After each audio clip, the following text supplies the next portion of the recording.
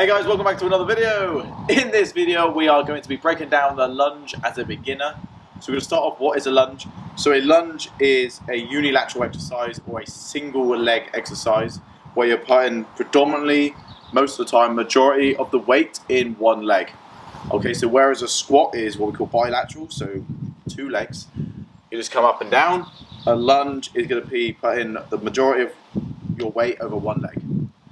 Okay, so lunge is a brilliant way to figure out your asymmetries. So if you have imbalances, so if you have one leg stronger than the other, whereas you're not going to be able to see this in two-legged exercises like squats or deadlifts. Okay, or it's going to be harder to figure out. Okay, and it's more of a functional exercise. So what we mean by function is the most functional things we do are, number one is breathing. We need to breathe. And number two is walking. So the functionality of a lunge, because it is single leg, is more like walking than any other exercise. So a lunge is a fairly functional exercise.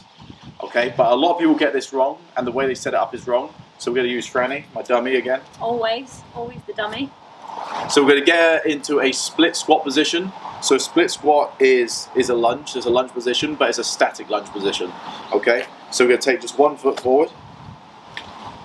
Yeah. Okay, so when you set yourself up into a lunge, you want to make sure it's like you're standing on train tracks rather than standing on a tightrope. So a lot of people will put their feet back like this. So this is why they wobble all over the place. But you want to try and get your feet directly behind your hips. Okay, so Franny, you also had a good cue, didn't you? What was your cue? Yeah, so whether your leg is going forward or backwards for the lunge, I always say wherever you're going, make sure that you keep your leg in line with the hip. So if I'm going to take my leg behind to do a reverse lunge, what most people do is they'll end up whacking their leg somewhere over here, and that's why they come off balance. So if you just literally pull your leg behind directly in line with the hip, so you're basically just sliding the foot back in line with the hip, you're more likely going to be in that great position to go into a squat. So a lot more stable lunge. position. Yeah, there you go. Squat. You know what I mean? Split squat. Okay, yeah, so then you're going to be in a more stable position. Yeah. And then from there, in the lunge position, you can bias whether you're going to use more of kind of the hip musculature, like your bum, or you're going to use more of your quad.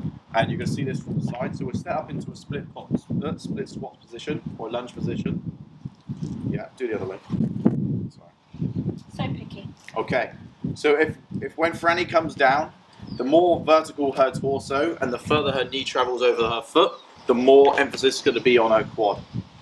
Okay, so if you want to emphasize this muscle here, then you want to stay fairly upright and you want to be pushing kind of backwards, and your knee wants to go forwards. So come down, we come all the way forward and then back. Okay, so this is going to bias the quad.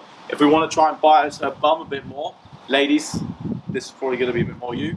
So lean forward a little bit more, and you're going to try and want to lean your weight over that front foot. That's it, while thinking about driving this hip back. So her femur wants to get pushed back, and then she's going to feel a lot more tension up in her bum.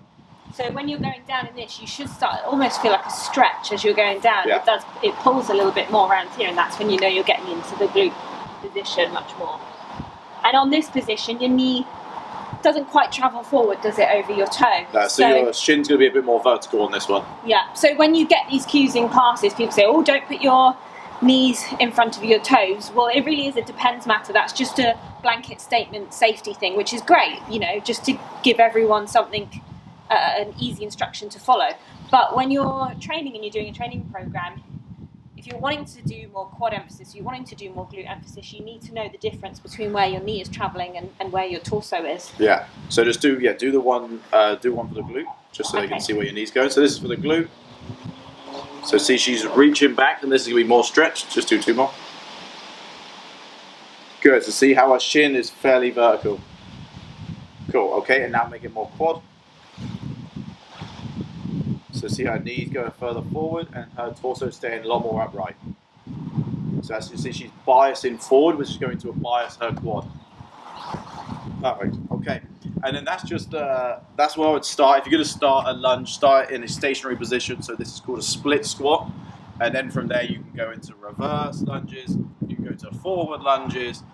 You can do rear foot elevated split squats. There's so many different variations you can do, but the best one to start with is the split squat, like we just showed you, which is going to be the static lunge. And I think if you're struggling with the depth if you know, to the floor. Some people struggle with actually getting their knee almost to the floor. Basically, what you can do is just stick like a yoga block foam pad underneath you, so that when you go down into whichever squat position you're doing, your knee can touch it, and it gives you a point of contact until you start to get a little bit more stable in that position, and you can start to bring it down a little bit further. Yeah, but we'll go through some progressions in future videos. But at the moment, that is the basic lunge pattern.